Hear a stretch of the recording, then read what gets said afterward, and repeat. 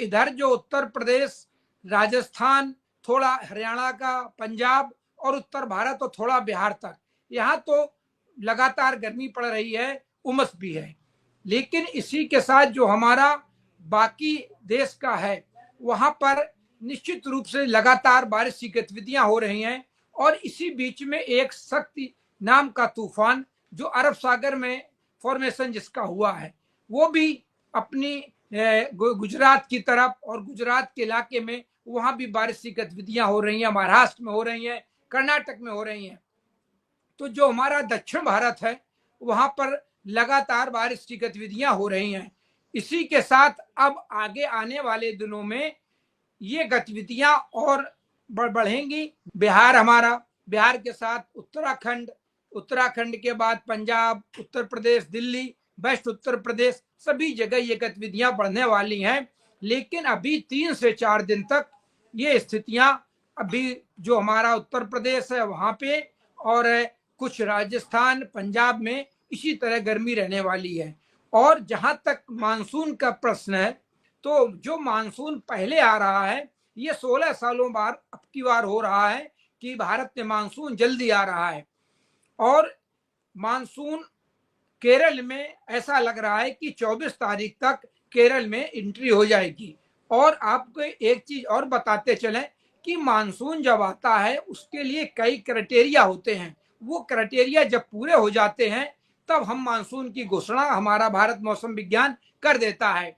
देखिए, उसमें सबसे एक होता है कि 16 जगह पे, जो केरल है हमारा, लक्षद्वीप है, कर्नाटक है, वहां पर 16 जगह हमारे रेनगेज होते हैं। उनमें अगर 2 दिन तक लगातार 2.5 मिलीमीटर के ऊपर बारिश होती है, इसके बाद हमारे जो है एक OLR कहते हैं, OLR 70 से 75 होना चाहिए।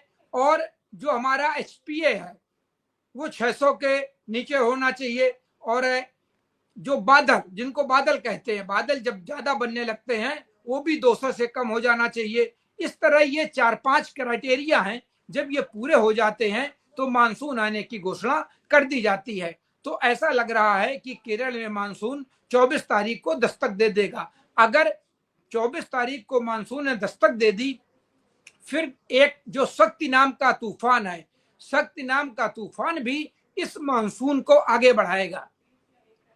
कभी कभी क्या होता है, कुछ इस तरह के साइक्लोन बनते हैं, चक्रवात बन जाते हैं जो हमारे मानसून को रोक देते हैं। अभी आप देखिए, पिछले 13 तारीख को मानसून बढ़ा, 11 तारीख को बढ़ा, फिर 13 तारीख को बढ़ा, फिर इसके बाद 17 तारीख को बढ़ा। इसी तरह मानसून लगातार आगे प्रगति करता जा रहा है। तो अगर इसी तरह प्रगति रही तो मुझे लगता है कि उत्तर प्रदेश में वो लगता है 10 जून को उत्तर प्रदेश में प्रवेश कर जाएगा। और अगर इसी तरह प्रगति रही तो बहुत जल्दी, हमें लगता है जून लास्ट या 5-6 जुलाई तक ये दिल्ली और पंजाब और काफी कुछ इलाके को कवर कर लेगा। राजस्थान को सबसे बाद में मानसून कवर करता है। तो ये स्थितियां हैं। लेकिन जिस तरह से आप देख रहे हैं, जो मानसूनी जो हमारे वेदर सिस्टम बन रहे हैं वो जरूर एक अलग तरीके के बन रहे हैं। आप देखिए, पिछले महीनों में लगातार वेस्टर्न डिस्टर्बेंस भी आते रहे, जो कि इतने सशक्त वेस्टर्न डिस्टर्बेंस नहीं आते हैं। और इन वेस्टर्न डिस्टर्बेंस के साथ में जो हमारे और भी सिस्टम अरब सागर से बन के आ रहे थे या बंगाली खाड़ी से, आपस में इंटरकनेक्ट हुए और उनकी वजह से जो हमारी बारिश की क्वांटिटी है वो भी बढ़ी और इंटेंसिटी भी बढ़ गई, जिसकी वजह से आप कई जगह खूब बारिश हुई। अब देखिए, पहाड़ों पर भी बारिश हुई। और लास्ट में जो भी हमारे वेस्टर्न डिस्टर्बेंस आए, उनकी वजह से आप देखिए अच्छी खासी बर्फबारी भी पहाड़ों पर दर्ज की गई। तो अब आगे आने वाला जो मानसून है जल्दी आ रहा है। हम लोग किसानों को भी इसके लिए तैयारी करने के लिए कह रहे हैं कि आप लोग अब तैयारी करिए, खेतों की जुताई कर लीजिए जल्दी से। ऐसा मत सोचिए कि जून में हम जुताई करेंगे, क्योंकि मानसून जल्दी आ रहा है। तो वो खेतों की एक बार जुताई करके मिट्टी को पलट देंगे। ये सारी चीजें जो मानसून के पहले किसान करते हैं, वो सारी चीजें उनको करनी चाहिए। इस बात की सलाह लगातार आपका चैनल एक सामान्य चैनल है जो किसानों को दे रहा है। तो अब जो लब्बो लुआब है वो ये है कि हमारा मानसून जल्दी आएगा और अच्छा भी मानसून है। लेकिन जो सबसे बड़ी दिक्कत होती है, हमें जो पिछले हमारे जो रिकॉर्ड हैं पिछले मानसून के, उनमें हुआ क्या है, मानसून अच्छा आया है लेकिन मानसून की जो बारिश दर्ज हुई है वो तो औसत से 80 बारिश दर्ज हुई है और औसत वाली बारिश दर्ज हुई है, लेकिन उसमें जो हमारा बारिश का पैटर्न था वो चेंज हो रहा है। बारिश के पैटर्न से मतलब ये है कि जब बारिश 10 दिन तक नहीं होती है, फिर बारिश एक दिन होती है और वो 2 घंटे में बारिश 60 से 70 मिलीमीटर दर्ज की जाती है। इस तरह की अगर बारिश होती है तो वो निश्चित रूप से किसानों के लिए, हमारे बड़े शहरों के लिए और सभी के लिए अच्छी नहीं मानी जा सकती है, क्योंकि उसमें ना तो वाटर कंजर्वेशन होता है और उस समय जो किसानों की फसलें होती हैं उनमें भी पानी भर जाता है और 8 से 10 घंटे जब पानी भरा रहता है तो उन फसलों को नुकसान होने की पूरी संभावना बनी रहती है। तो मानसून अच्छा है, लेकिन मानसून अगर बारिश हो 10-10, 15-15 मिलीमीटर बारिश दर्ज हो, हर दूसरे तीसरे चौथे होती रहे तो ये बारिश बहुत अच्छी मानी जाती है। लेकिन जब 2 हफ्ते तक बारिश होती नहीं है, फिर बारिश दर्ज होती है तो वो 60 से 70 मिलीमीटर बारिश दर्ज होती है, जो निश्चित रूप से आप कह सकते हैं हमारे बड़े शहरों में अगर 2 घंटे में 60 से 70 मिलीमीटर बारिश दर्ज होती है तो आप देखिए पूरी जल भराव की समस्या बड़े बड़े शहरों में हो जाती है, चाहे हमारा एनसीआर हो, चाहे आगरा, कानपुर और लखनऊ, दिल्ली के ऐसे शहर हो, क्योंकि हमारे यहाँ ड्रेनेज का सिस्टम इतना अच्छी तकनीकी का नहीं है कि 70 मिलीमीटर बारिश 1 घंटे में हो जाए और पानी तुरंत निकल जाए। तो वो पानी निश्चित रूप से 10 घंटे, आध घंटे भरा रहता है। ऐसे ही किसानों के खेतों में भी होता है कि शाम को अगर बारिश हो गई तो 7 से 8-10 घंटे तक बारिश का पानी खेतों में भरा रहता है। किसान जब सुबह आता है तो ड्रेनेज करता है और पानी निकालता है, लेकिन 8 से 10 घंटे तक अगर पानी लगातार खेतों में भरा रहता है तो उसमें नुकसान होने की संभावना बहुत रहती है। अभी आज की तारीख में जो भी हमारी मौसम की प्रणालियां पूरे देश के लिए मानसून के लिए बनी हुई हैं वो फेवरेबल है, उनमें कोई दिक्कत नहीं है। अब आगे देखने वाली बात यह है कि मानसून का पैटर्न कैसा होता है, बारिश की इंटेंसिटी कैसी होती है, कहाँ कैसा, लेकिन जो आज की स्थितियां हैं उनके हिसाब से लग रहा है कि थंडर स्टॉर्म वाली स्थितियां बन रही हैं सभी जगह, जैसे अभी 29-30 में भी दिखाई पड़ रही हैं काफी जगह।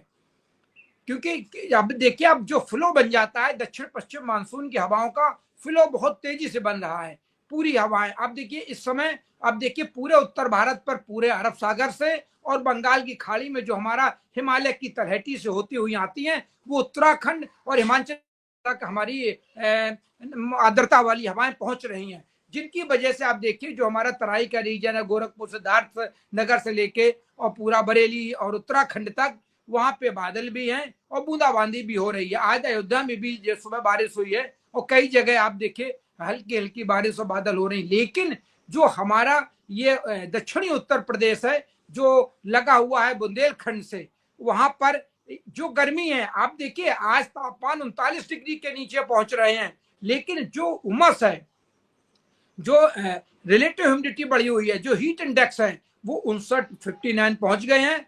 आप बाहर खड़े नहीं हो सकते हैं और अगर आप लगातार धूप में ऐसे में 2-3 घंटे काम करते हैं तो निश्चित रूप से आपको को दिक्कत आने वाली है। ये स्थितियां हैं, गर्मी किस तरह की हो रही है आप बिल्कुल महसूस नहीं कर पा रहे ये गर्मी किस तरह की है।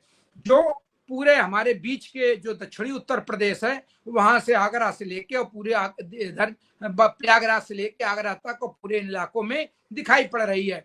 और लेकिन जो हमारा तापमान गिर गया है, सब जगह तापमान औसत से नीचे कम आ गया है, आज भी आ गया है, लेकिन जो गर्मी है वो अलग तरह की गर्मी है। वो फीलिंग इस तरह की है कि आप 2 घंटे अगर बाहर खड़े होते हैं, लेकिन बीच बीच में होता क्या है, जब प्री मानसून की कहीं कहीं जब तापमान बढ़ते हैं तो प्री मानसून की गतिविधियों में जैसी तापमान दिन में बढ़ते हैं, मॉइस्चर फीड आ रहा होता है तो कहीं क्लाउड बन जाते हैं, और जब कई तरह की हवाएं आपस में आके टकराती हैं, मिलती हैं, तो इनमें जो क्लाउड बनते हैं वो मेघ गर्जना वाले बादल बनते हैं उसमें, और तेज हवाएं अंधड़ चलती हैं। तो हवाएं भी बीच बीच में तेज चल रही हैं और कभी कभी शाम को कहीं कहीं अंधड़ भी आ रहा है, कहीं कहीं थोड़ी बूंदाबांदी भी हो रही है, लेकिन गर्मी बरकरार है।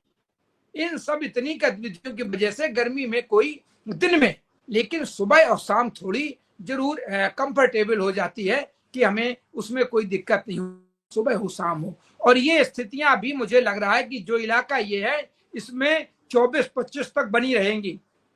हमें 24-25 तक, चाहे किसान हो, काम करने वाले हों, चाहे श्रमिक हों, इनको बहुत एहतियात बरतना है, क्योंकि ये गर्मी बहुत खतरनाक होती है। इसमें जो हमारे बुजुर्ग होते हैं, जो बच्चे होते हैं और जो कई तरह के रोगों से ग्रसित होते हैं, उनको तो बहुत एहतियात बरतना चाहिए। और अगर वो 11-12 बजे के बाद बाहर निकल रहे हैं तो बिल्कुल अपने को अंगोछा से, टोपी से, छाता लेकर बाहर निकलें, पानी लेकर निकलें, पानी पीकर निकलें। और अगर बहुत जरूरी काम हो तभी निकलें, और नहीं तो दोपहर में निकलने में परहेज करें, क्योंकि हमारे जो बड़े शहर हैं जहां पर 11 बजे तापमान अब काफी आगे बढ़ जाते हैं, जो पहले 12-1 बजे बढ़ा करते थे। ये हमने डाटा लिया था, पिछले 5-6 साल का डाटा हमारे पास है, जो 10:30-11 बजे तापमान अब बढ़ने लगे हैं, 40 के आसपास पहुंच जाते हैं। वो कभी तापमान 12 बजे के बाद बढ़ा करते थे। तो जैसे ही हम लोग काम के लिए बाहर निकलते हैं, गर्मी पूरे रूप में आ जाती है, जो हमारे मानव हेल्थ के लिए, पशुओं के लिए और हमारी वनस्पतियों के लिए, सभी के लिए बहुत अच्छी नहीं मानी जा सकती है। और ये स्थितियां अभी तक लगातार बनी हुई हैं, क्योंकि अब हमारी पृथ्वी गर्म हो रही है, ये भी हम जान रहे। और हमारी ग्रीन हाउस गैसेज बढ़ रही हैं, हम गाड़ियों का बहुत प्रयोग कर रहे हैं, हम इतनी हमारी जो है गैसेस बाहर निकल रही हैं, सारी चीजें हम कर रहे हैं, एसी लगा रहे हैं। और शहरों को हमने कंक्रीट के जंगल, हीट आइलैंड बना दिया है। जो बुंदेलखंड में देख रहे हैं ना, तापमान जो पहुंच रहे हैं, वही हमारे शहरों की भी स्थिति हो गई है। शहरों में भी तापमान, क्योंकि कंक्रीट होती है, कंक्रीट गर्म होती है और बहुत जल्दी ठंडी होती है। बुंदेलखंड में रातें हमेशा ठंडी होती थी और दिन बहुत गर्म होते थे। यही स्थितियां हमारे जो बड़े शहर हैं, चाहे एनसीआर हो और चाहे बड़े आगरा, लखनऊ, कानपुर हो, इलाहाबाद हो, तो ये सारी स्थितियां इसी तरह की हो गई हैं, क्योंकि हमने कंक्रीट के जंगल, जिनको हम वैज्ञानिक भाषा में हीट आइलैंड कहते हैं, बना दिए हैं। तो ये स्थितियां आने वाले दिनों में निश्चित रूप से बहुत अच्छी नहीं कही जा सकती हैं। ये बहुत बड़ा अलार्म हमको लग रहा है, अलार्म है। इसको अगर हम अभी भी अलार्म से नहीं चेतते हैं, हमारी जनता नहीं चेतती है, तो निश्चित रूप से आगे आने वाली पीढ़ियों को हम पानी, ऑक्सीजन और खाद्यान्न देने में सक्षम हो पाएंगे। मुझे नहीं लगता कि ऐसी संभावना है। मध्य प्रदेश में मुझे लगता है कि 10-12 जून को थोड़ा इलाका जो हमारा कवर करता है, जो महाराष्ट्र की तरफ, जो गुजरात की तरफ जो इलाका है, वहां पे पहले मुड़ जाता है। वो 2 सिरे, असल मानसून के 2 सिरे होते हैं, तो दोनों सिरे पहले आगे बढ़ते हैं, फिर बीच वाला पोर्शन धीरे धीरे आगे बढ़ता है। तो निश्चित रूप से आप समझिए, उत्तर प्रदेश को हमें लगता है कि 12-13 जून को उत्तर प्रदेश से प्रवेश करेगा, और इसके पहले मध्य प्रदेश में भी 2-4 दिन पहले प्रवेश कर, लेकिन पूरे मध्य प्रदेश में नहीं, मध्य प्रदेश में कहीं ना कहीं ये 10 जून तक प्रवेश कर जाना चाहिए, और उत्तर प्रदेश में ये 15 या 16 जून को प्रवेश करना चाहिए। कानपुर मंडल में मुझे लगता है 20-22 तक आ जाना चाहिए, और वेस्ट उत्तर प्रदेश को ये 22-23 जून को कवर कर लेगा। और इसके बाद आप जानते हैं हमारा हरियाणा कवर हो जाएगा। तो मुझे लगता है कि कहीं ऐसा ना हो कि जून में ही या 2-3 जुलाई तक हमारा राजस्थान भी कवर हो जाए। जिस तरह से अगर तेजी लग रही है इस मानसून में, और हमारा जो सख्त तूफान बढ़ा है, वो भी इसको आगे बढ़ाने में मदद करेगा। तो ऐसी स्थितियां बन रही हैं कि हो सकता है कि 5 जुलाई या 6 जुलाई तक पूरे देश में मानसून आ जाए। देखिए, आपको जैसे मैं पहले ही बता चुका हूं कि रिकॉर्ड में बारिश में कोई कमी नहीं होती है, बारिश अच्छी हो रही है, लेकिन जिस तरह पैटर्न बदल रहा है, जो हमारे जो निम्न दबाव के क्षेत्र हुआ करते थे एक जमाने में, वो बंगाल की खाड़ी से प्रवेश करते थे और बिहार होते हुए ऊपर तक जाते थे। अब ये आप देख रहे हैं कि वो अब नीचे उड़ीसा से आगे मुड़ जाते हैं, और वो जाते हुए सीधे कर्नाटक, मध्य प्रदेश और गुजरात और राजस्थान का सारों का दक्षिणी इलाके में जाते हैं। ये हमारे क्लाइमेट चेंज का असर है कि जो रूट चेंज हो रहा है निम्न दबाव का। जब रूट चेंज होगा तो हमारा उत्तर प्रदेश, बिहार और बंगाल और छत्तीसगढ़, इन सब में बारिश कम हो रही है। ये पिछले सालों का जो डाटा है। लेकिन जब बारिश होती है तो वो बहुत ज्यादा होती है, एक्सट्रीम इवेंट्स होते हैं। सर का पसीना जब माथे को आता है वो किसान है जो अपने दम पर फसल को उगाता है।